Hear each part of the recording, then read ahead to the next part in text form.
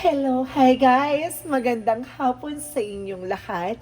This is Chino Rodriguez from Masagadi Channel, a very Loroso Matariders. So ngayong hapon na to, tingnan natin ang nagsabihin sa'yo ng ating mga gabay. So this is a weekly gabay for the month of January 2 hanggang January 8 for the sign of Gemini. So Gemini, welcome to my channel. Ano kayang messages, advices ng spirit guides ang ating masasaka for today's video? Kanina naman kayang energy o kaganapan sa buhay ng mga Gemini ang ating mahagilap. So guys, this reading is a general reading namang hindi lahat makaka-resonate. Kunin lamang po makaka-relate sa inyo and comment down below kung kaninong energy ang ating nasagap. And of course, don't forget to like and subscribe my channel and hit the notification bell for more videos update. Of course, maraming salamat po sa mga walang sawang pagsuporta sa aking channel. Lalong-lalo na yun din nag-skip ng ads na way pagpalain kayo na just may kapal, siksik liglig nag-uumapaw ang biyayang manumbalik sa inyo. And of course, guys, umpisahan na natin ang laban for the sign of Gemini. So, eto na.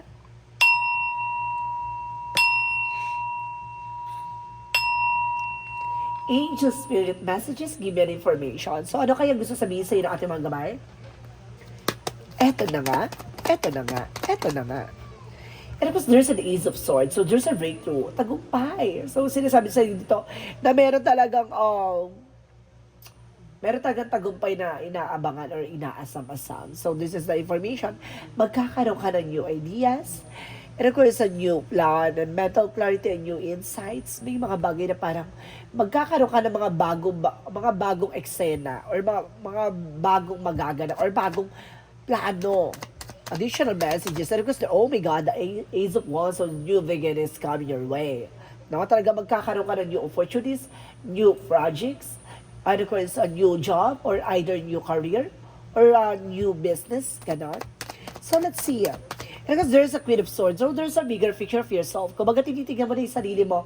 5 years, 10 years from now, kumbaga, ibang-iba ka na sa dating ikaw. So, tinitignan mo yung sarili mo na parang there's a development, no? Parang iniisip mo na may pagbabago, gusto mo may pagbabagong magaganap sa buhay mo.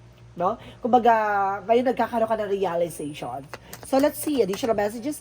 So, there's a temperance. So, there's a perfect timing. So, this is the moment na parang magkakaroon ka na ng healing. Maaaring magkakaroon ka na ng control sa sarili mo. No? Kumbaga, magiging kalmado ka na. Hindi ka na magiging agresibo sa mga decision mo sa buhay, even sa mga plano mo. So, let's see what these additional messages. So, there's a King of Cups.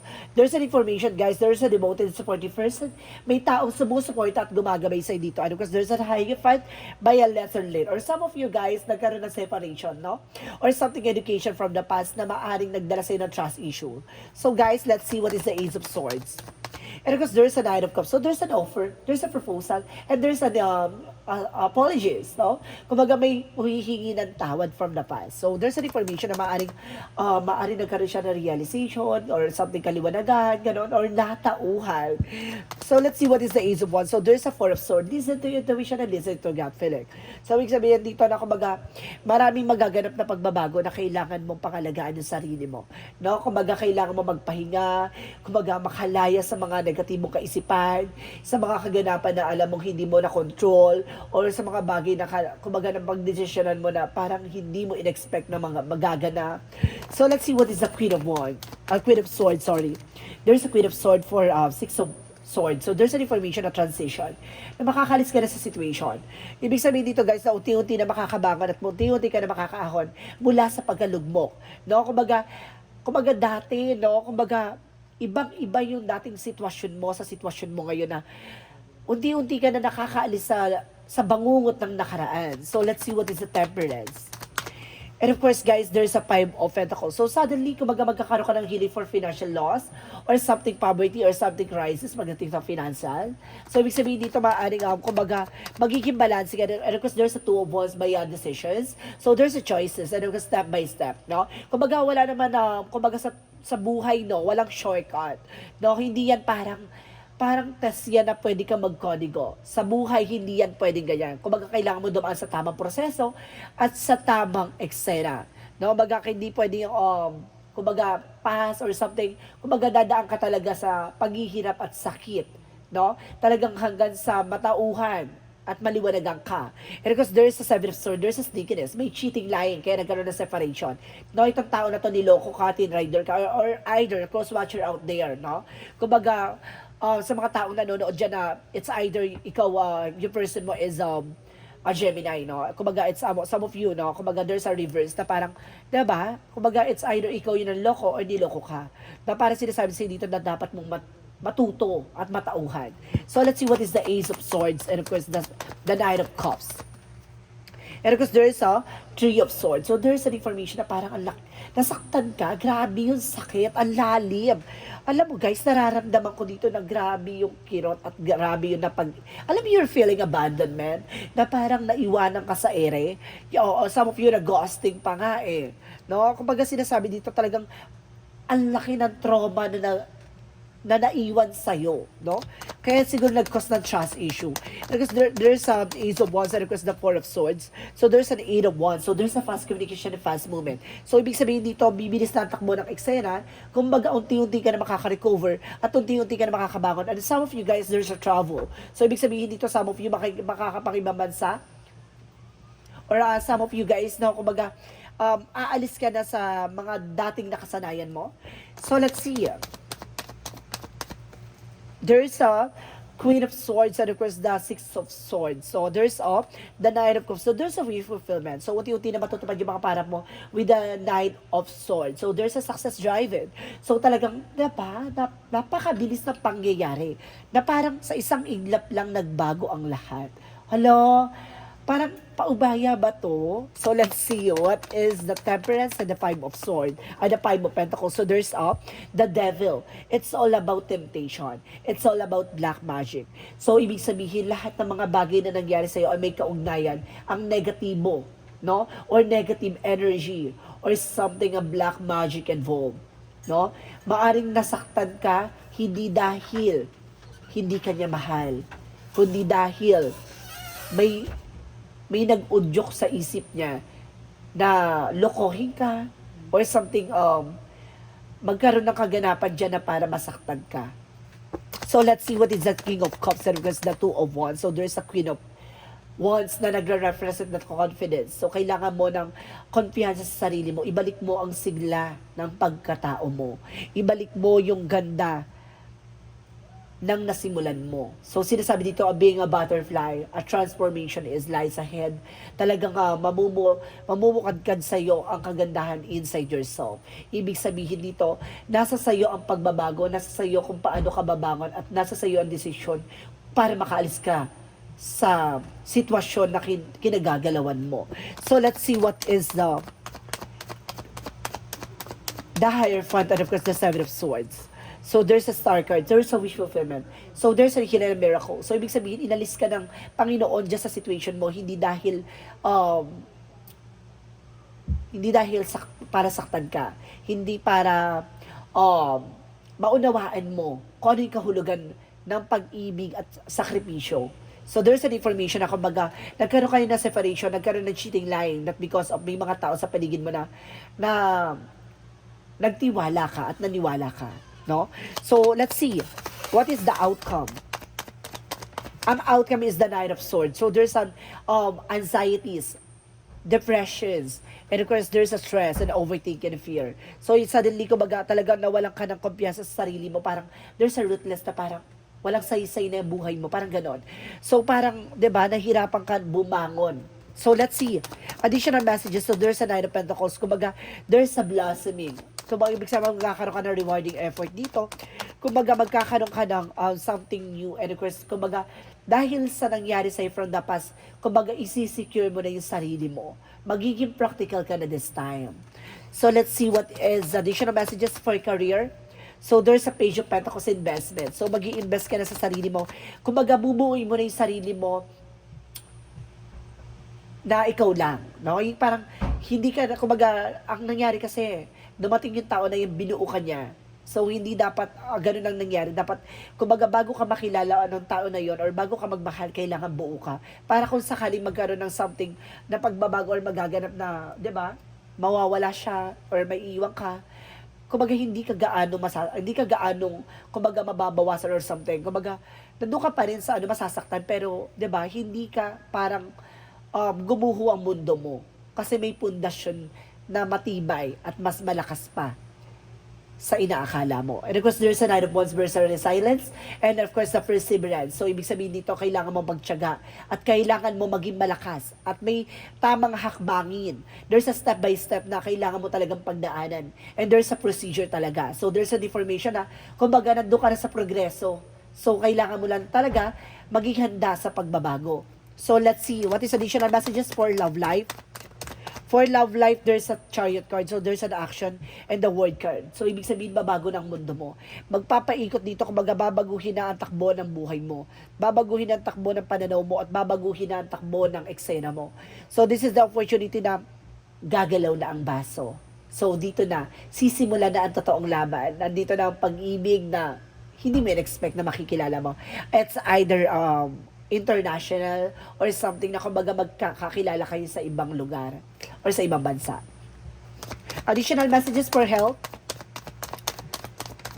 Sa health mo is the 7 of Wands. Kailangan mo protection yung sarili mo. Some of you guys, no, ginawa talaga ng sakit dito. Some of you may mga nararanasang something nakakaiba sa katawan niya na parang, 'di ba? Na alam niya there's a spiritual failure or something spiritual conflicts. No? Ibig sabihin dito, nararamdaman mo na hindi siya for medical. So, there's an information na kailangan mo magpa-check. No? Because there's a 7 of Swords. Gusto nitong guluhin ka at gusto nitong, kumbaga, mawala ka sa focus. At the same time, there's a tower moment. You see, there's a chaos. Gusto ka nitong sirain. And of course, there's an information na bigger changes coming in for you. And of course, the chaos that represent a beautiful disaster. No, ibig sabihin, nangyari yan kasi, kumbaga may magandang dahilan sa'yo, may magandang dahilan ng Panginoon para sa'yo. So, let's see what is the magical fairy messages. For magical fairy messages, angel spirit guides. And of course, guys, there's an assertiveness. So, kumbaga, alam mo dapat yung growths mo. No? And of course, sinasabi dito, emotionally healing. Magkakaroon na ng kagalingan sa kumbaga, dito ka tinarget no? Sa emotional, para maalis ka sa focus. And of course, mawala ka sa sa wisyo, sa ginagawa mo. Kumbaga, itong tao na itong gumagawa sa'yo, kumbaga, ang laki ng inggit sa'yo para pabagsakin ka ng gano'n. Alam niya kasi kung sa ano yung kahinaan mo eh. So, let's see. What is the Yin and Yang Oracle card?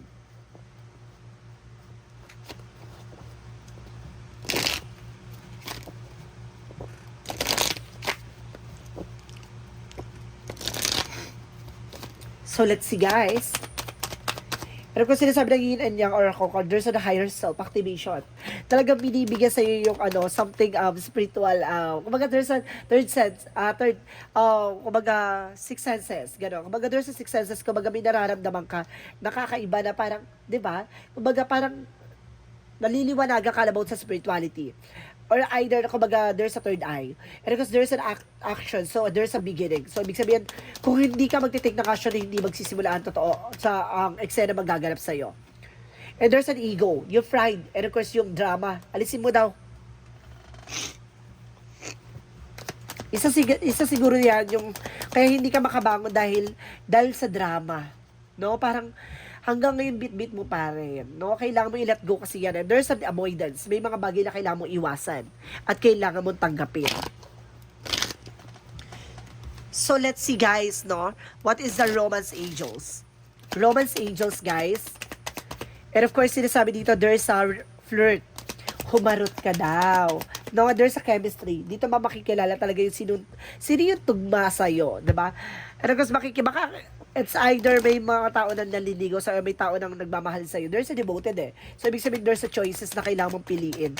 No? Kumbaga, kasi siguro hindi pa bukas yung puso mo para sa tao na to, ganyan. Pero kailangan mong, diba, subukan ulit.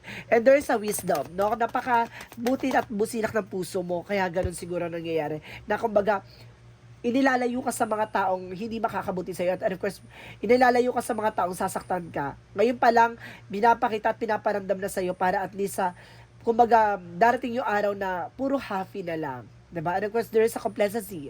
Diba? Kumbaga, wag mong hayaan na, kumbaga, mapag-iwanan ka ng panahon at mapaglipasan ka. So, let's see what is Archangel Michael Write about your thoughts and feelings. Sundin mo yung nararamdaman mo. Sundin mo yung pumapasok sa iyong isipan. And of course, there's a new beginning and fresh start. So, magsisimula na panibagong chapter ng buhay mo dito, no? There's a beginning and fresh start. So, let's see additional messages. And of course, there is fear. Ito yun no? Kaya siguro, hindi ka makausad kasi natatakot ka ulit lumaban. And there's a balance. So, kailangan mo maging balance And there's a blame, no? Kung baga sinisisi mo kasi yung sarili mo, no? Sa mga bagay na nangyayari. So, kailangan mo din talagang, kumbaga, i-surrender kay God. No? Patawarin mo yung sarili mo dahil wala ka namang ginawang mali. Wala kang ginawang masama. Ganun lang talaga. Maraming tao talaga sa buhay natin na aalis at lilisan. There's a shielding, see? Protectionan mo yung sarili mo, di ba? Protectionan mo yung kung ano man yung position mo. And there is a teacher and guardian, no? Maraming gumagabay sa iyo. Maraming kumbaga tumutulong sa iyo. And of course, there is a transmutation of bright purification, paglilinis, no? May mga bagay na lilinisin sa iyo, aalisin sa iyo ang ng ating Panginoon para maging maayos ang buhay mo. Para siguro naka-line up na para sa paglilinis, no? Parang aalisin yung mga taong traidor o aalisin yung mga taong hindi makakabuti sa'yo o yung hindi siya pang mahatagalan. Ganon, iaalis niya.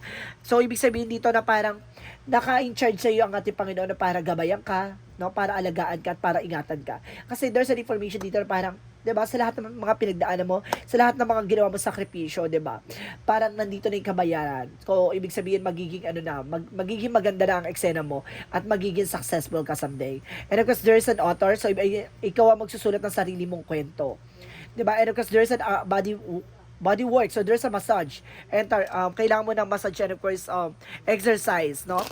Para ma-release yung yung iniisip mo. And of course, para magkaroon ka ng unwind or something na, kumbaga, relax, no?